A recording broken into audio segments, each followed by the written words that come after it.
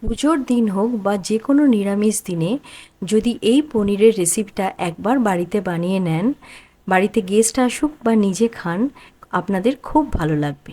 এটা বানানোর জন্য প্রথমে একটি পাত্রে আমি কাজু নিয়েছি, তার সাথে সাদা তিল, পোস্ত, চারমগজ, গোলমরিচ, আদা, এগুলোকে দুধ দিয়ে 5 মিনিটের জন্য ভিজিয়ে রেখে দেবো। এবার কড়াই সাদা তেল নেব, তার সাথে শুকনো লঙ্কা, দারচিনি, এলাচ আর সাজিরে দেবো।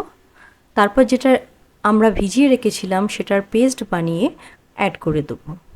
তারপর নুন দেবো, জিরে গুঁড়ো, ধনে গুঁড়ো, অল্প শুকনো লঙ্কা গুঁড়ো দেবো, গরম মশলা। এবার পুরো জিনিসটাকে ভালো করে কষিয়ে নেব। এটা পুরোটাই আমাদের মিডিয়াম ফ্লেমে করতে হবে।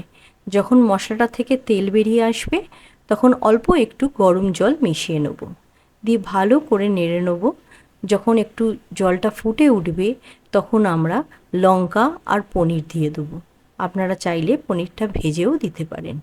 ওপর থেকে ঘি আর কাসুরি মেথি দিয়ে দিলেই আমাদের সুস্বাদু পনির একদম তৈরি হয়ে যাবে।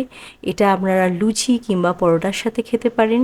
যদি আমার এই রেসিপিটা আপনাদের ভালো লাগে, লাইক, শেয়ার, কমেন্ট করতে ভুলবেন না। আর অবশ্যই আমার চ্যানেলটিকে সাবস্ক্রাইব করে নেবেন। Thank you.